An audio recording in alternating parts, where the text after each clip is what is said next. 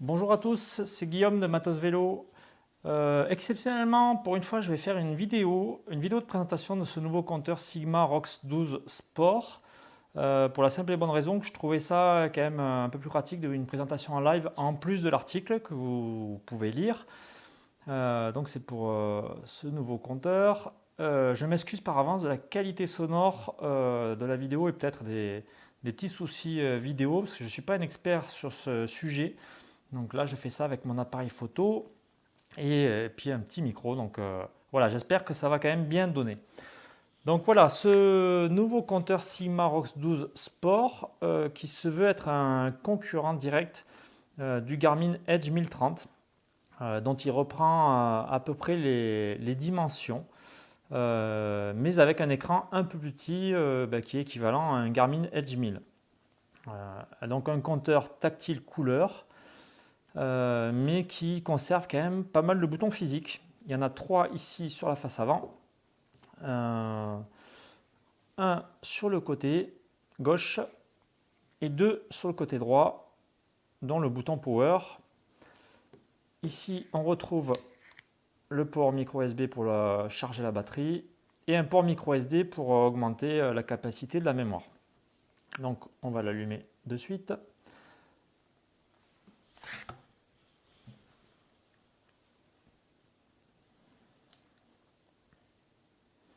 Donc voilà, là il était complètement éteint, donc ça prend quelques secondes pour s'allumer, mais c'est tout de même assez rapide. Et je vais vous présenter les différents menus et différentes fonctionnalités de ce compteur, en espérant pas trop gêner avec mes paluches. Je vais mettre la luminosité au maximum. Déjà, alors je vais peut-être un peu vite. Vous voyez, on arrive sur l'écran d'accueil, etc. On glisse de haut en bas et on a accès à plusieurs paramètres, calibrage d'altitude, pause automatique on-off, calibrage de la boussole, etc. La luminosité soit en mode manuel, soit en mode automatique. Donc j'ai testé les deux, ça fonctionne plutôt bien. Donc là je vais mettre la luminosité au maximum pour que ce soit le plus net possible pour vous. En glissant de bas en haut, on a accès au dernier circuit parcouru et au dernier parcours saisi. Donc je vais revenir ici. Alors qu'est-ce qu'il y a d'intéressant à vous montrer? On va commencer par les réglages. C'est ce par quoi on commence en général quand on a un nouveau joujou comme ceci. Donc je vais sur appareil. Donc voilà, là on règle les unités de mesure, le réglage de l'écran avec le temps d'éclairage de l'écran et le mode couleur. Jour ou nuit qui n'est pas automatique. Donc le mode nuit en gros est en négatif. Et le mode jour. Qu'est-ce qu'il y a? Le mode veille automatique. Les différentes alarmes pour les touches. Alors moi je les désactive toujours, je ne supporte pas ça. Ça après c'est le goût de chacun. Alarme pour les virages quand on est en navigation qui vous prévient s'il y a un virage qui arrive. C'est pas mal aussi, ça permet de jeter un œil sur son compteur, savoir où on va et éviter de se tromper de route. Les alarmes segments. Donc hop, calibrage de l'altitude, etc. Donc vous voyez un écran tactile plutôt réactif. Ce qui n'était pas le cas quand je l'ai reçu au début, où il y avait quand même pas mal de soucis au niveau du tactile, mais j'ai fait remonter l'info à Sigma qui m'a dit qu'il corrigeait le problème assez rapidement via une mise à jour de firmware, ce qui fut le cas. Au bout de 4 jours, il y avait une mise à jour qui a réglé ce problème. Donc voilà, à propos, il y a un tutoriel, c'est pas mal fait, avec les différentes fonctions des touches. Voilà, pour ça, si vous voulez pas lire le mode d'emploi, à la limite vous allez là-dessus, mais moi j'ai même pas lu le mode d'emploi, il n'y en a pas besoin à mon avis. C'est très intuitif. Les profils sportifs, alors, par défaut il y en a 4, mais on peut en créer autant qu'on veut. Vous voyez, si je voulais créer un nouveau profil sportif, il y a VTT, vélo de route, cyclocross, vélo électrique, de la marche, du roller, enfin il y a plein de sports. On peut en créer autant qu'on veut. On peut les paramétrer soit directement depuis le GPS, comme c'est le cas ici, où on active ou pas la pause automatique. On paramètre les différentes pages avec les champs de données. Vous voyez ici, j'ai la fréquence cardiaque en haut, la vitesse, la distance, etc. et on peut les modifier comme ceci. On va choisir dans des catégories, altitude, montée, pente. Une petite parenthèse d'ailleurs à ce sujet, la montée est exprimée en pourcents, c'est pas indiqué, et la pente en degrés. Donc moi j'ai un peu cherché au début, mais voilà, c'est la seule petite... c'est même pas une erreur de traduction, d'après moi il manque juste un petit logo à côté pour être plus explicite. Mais voilà, on peut modifier l'affichage pour qu'il y ait plus ou moins de champs, 10, 9, 8. On peut modifier comment ils sont présentés. Quand c'est 10, bien sûr, il n'y a pas le choix. Donc voilà, on peut activer ou pas des pages par défaut. Par exemple, celle-là, moi j'ai l'affichage du capteur de puissance. Quand je ne teste pas de capteur de puissance, je peux la désactiver. Voilà, ça c'est les profils sportifs avec les différentes alarmes. Ça c'est une nouveauté, je trouve, sur ce GPS intéressante. Voilà, une alarme hydratation, par exemple, qui nous affiche un message toutes les 15 minutes. Voilà, ça c'est basé sur le temps, mais on peut baser sur la distance ou les calories. Là, c'est toutes les 15 minutes. Il met une grosse alarme, en plein écran, une alerte comme quoi il faut boire. On peut avoir une alarme restauration et une alarme individuelle toutes les 5 minutes, par exemple, avec un message personnalisé. Donc, pas indispensable, mais je trouvais ça sympa. Ensuite, qu'est-ce qu'il y a Calcul de la moyenne, voilà, si on met ou pas les valeurs 0. Hop, on revient. Niveau du GPS. Alors, contrairement à des Garmin, on ne peut pas sélectionner si on veut juste la compatibilité GPS ou la compatibilité GPS plus GLONASS. Là, c'est où on a les deux ou aucun. Pour l'instant, pas de possibilité d'avoir compatibilité Galileo. Pour ceux qui ne sauraient pas, je le rappelle, c'est le système de géolocalisation des satellites européens qui semble être beaucoup plus précis. Mais j'ai cru comprendre qu'il y avait la possibilité, il y a une mise à jour plus tard, de l'avoir. Bon, pour l'instant, entre parenthèses, parce que ça n'y est pas. Les options d'itinéraire, donc voilà, si on veut des routes principales, si on veut des routes non asphaltées, des pistes cyclables, routes en sens unique, même les ferries. Qu'est-ce qu'il y a d'autre ici qui pourrait... Rien d'autre. Donc voilà, les profils sportifs, donc on peut en modifier, en supprimer. Ce que je trouve intéressant, c'est que sur le data center de Sigma, on peut donc déjà télécharger les profils sportifs qu'on a créés. On peut les créer directement sur l'ordinateur et les exporter sur le compteur. Et on peut en dupliquer aussi. Si on veut modifier à la marge, par exemple, avoir un profil pour, je sais pas, vélo de route et un vélo de chrono où il n'y aura que quelques modifications, on peut dupliquer, faire les modifications et les exporter directement sur le GPS. Je trouve ça plutôt intéressant. Connecter l'émetteur, c'est tout ce qui est Ant+ et Bluetooth, donc les capteurs de puissance, ceinture cardiaque et capteurs de cadence. Plan, c'est tout ce qui est carte. Donc là, voilà, savoir si on affiche les segments, le zoom auto et gestion des cartes. Donc par défaut, il y a toutes les cartes qui sont gratuites. On a toute l'Europe qui est téléchargée par défaut. Alors, presque toute l'Europe. Vous allez voir, là, toutes celles-là sont téléchargées. Celles-là, par exemple, la Bulgarie, la Bosnie, ne sont pas téléchargées. Mais du moment qu'on a une connexion Wi-Fi, on peut rapidement les télécharger et on a la carte qu'on veut. Et pour l'Amérique du Nord, hop, pareil. Donc voilà, on peut télécharger ça quand on veut, si on a besoin. On n'a pas besoin d'aller acheter une carte. Si je reviens en arrière, mémoire. Donc c'est toutes les activités passées, le total, les meilleures performances, ça on connaît. Sigma Cloud, c'est pour la synchronisation entre le compteur GPS, l'application sur l'ordinateur Sigma la Data Center et l'application smartphone ou tablette Sigma Link. Donc voilà, on peut avoir toutes ces données en permanence où on veut. Un menu entraînement, parce que ce GPS aussi est prévu pour faire des entraînements, on va dire, poussés.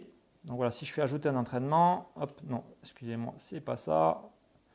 Si, c'était bien ça. Voilà, on peut créer des entraînements, on va dire phase simple, et des intervalles, comme je l'ai déjà fait ici, le Jiménez, que beaucoup de cyclistes avec capteur de puissance connaissent. avec voilà, 1 minute avec 330-340 watts. Ça, c'est pour mes valeurs. 4 minutes à 220-252 watts pendant 9 fois. Donc voilà, le GPS est capable de gérer ce type d'entraînement, ce qui est bien pratique. Si je vais tout à gauche, donc il y a les synchronisations disponibles avec Strava, GPS, iOS pour télécharger directement des circuits, Training Peaks où vous téléchargez directement vos sorties sur l'application Training Peaks et votre entraîneur peut y avoir accès par exemple directement. Komoot que je ne connais pas mais les spécialistes doivent connaître. Donc si je vais sur Strava, l'affichage des routes Strava, ça c'est toutes les routes, j'ai appuyé sur le téléchargement d'une carte. Donc voilà, toutes les routes Strava que j'ai créées, qu'on a directement et pour pouvoir naviguer. L'affichage des segments Strava que je n'ai pas activé puisque je ne suis pas Strava Premium.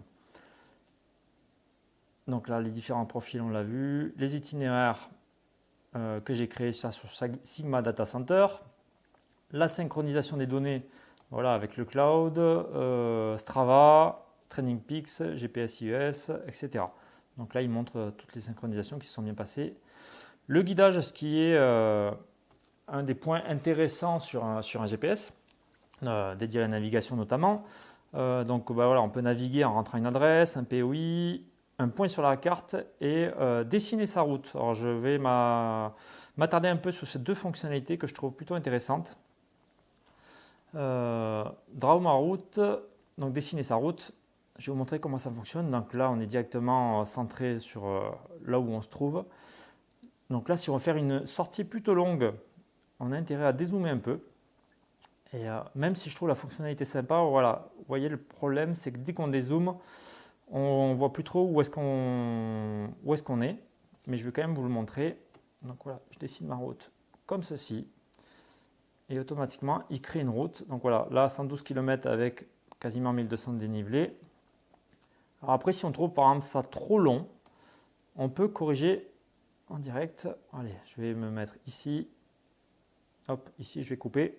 Voilà, vous voyez, on peut ou rallonger la sortie ou la raccourcir.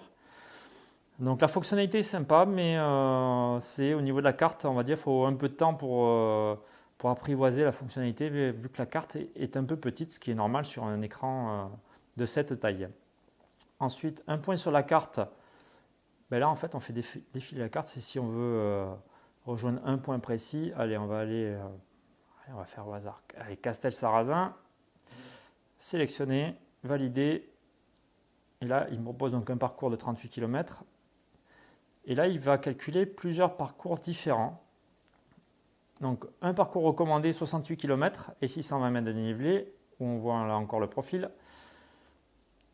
Un parcours simple, qui fait plus que 44 km et 182 mètres de dénivelé. Et un parcours court, donc ça c'est le plus court. C'est le même que là, exceptionnellement, j'ai le même que le parcours simple. Donc je trouve la fonctionnalité là aussi sympa. On arrive à avoir 3 parcours différents. Alors là, en l'occurrence que 2, c'est un mauvais exemple. Mais en général, à avoir 3 parcours différents. Et des fois, c'est vrai que ça peut être intéressant. Des fois, le parcours simple pour 10 km de plus, au lieu d'avoir 2000 mètres de dénivelé, on va en avoir 1200, ce qui peut être sympa sur une longue distance. L'autre possibilité pour le guidage, donc voilà, c'est les itinéraires qu'on a récemment fait, les itinéraires qu'on a créés sur Data Center ou Strava, des favoris, des activités précédemment réalisées ou rentrer directement les coordonnées GPS. Donc ensuite, je vais vous montrer, qu'est-ce que je vais vous montrer? Voilà, quand on clique là-dessus, ça c'est quand on démarre son entraînement. Voilà les différentes pages auxquelles on a accès. Donc vous voyez, c'est plutôt rapide. L'hiver, si vous avez du mal et que vous avez des gants qui ne sont pas spécialement tactiles, il y a les 2 touches sur le côté qui permettent de naviguer. Donc c'est plutôt bien pensé. De plus en plus de GPS proposent du 100% tactile. Là, il y a quand même des touches. C'est plutôt intéressant. Alors là, on peut revenir directement à l'accueil si on a besoin. Par défaut, ce GPS propose 15 heures d'autonomie, ce que j'ai pu vérifier. Pour ceux qui voudraient faire de beaucoup plus longues distances, il y a un mode d'économie d'énergie qui s'active avec ce bouton-là et qui voilà, si on appuie, qui coupe l'écran. Donc là, il continue à enregistrer toutes les informations, toutes les données, mais il coupe l'écran. Et comme c'est l'écran qui consomme pas mal d'énergie, là on arrive en théorie à 40 heures d'autonomie, ce qui laisse de quoi voir pour ceux qui sont adeptes des très très longues sorties. Et donc pour réactiver, on appuie dessus et c'est assez rapide. Voilà. Donc voilà tout ce que j'avais à vous dire sur ce nouveau compteur Sigma ROX 12 Sport qui est un concurrent en tout cas annoncé de chez Garmin. Donc ça c'est à vous de vous en faire l'idée. Je trouve qu'il est plutôt bien né, même s'il manque quelques fonctionnalités style les notifications SMS. Hop, j'ai pas envie de partir maintenant. Les notifications SMS, les appels par exemple, ce qui moi j'aime bien. Des fois, il peut y avoir des urgences, c'est bien de savoir si l'école appelle parce qu'il y a un enfant qui est malade, c'est bien de le savoir. Et les détections d'incidents, ça aurait été bien de l'avoir. Après, pour moi, c'est un moins normal vu le tarif du GPS par rapport à Garmin et surtout, c'est des fonctionnalités qui peuvent se rajouter assez facilement via une mise à jour. Donc, c'est pas interdit que Sigma le propose dans le futur. Donc, voilà, j'espère que vous avez apprécié cette vidéo malgré sans doute les défauts de prononciation, les défauts de sonore. Mais voilà, j'espère que vous en saurez plus sur ce GPS. Merci, au revoir.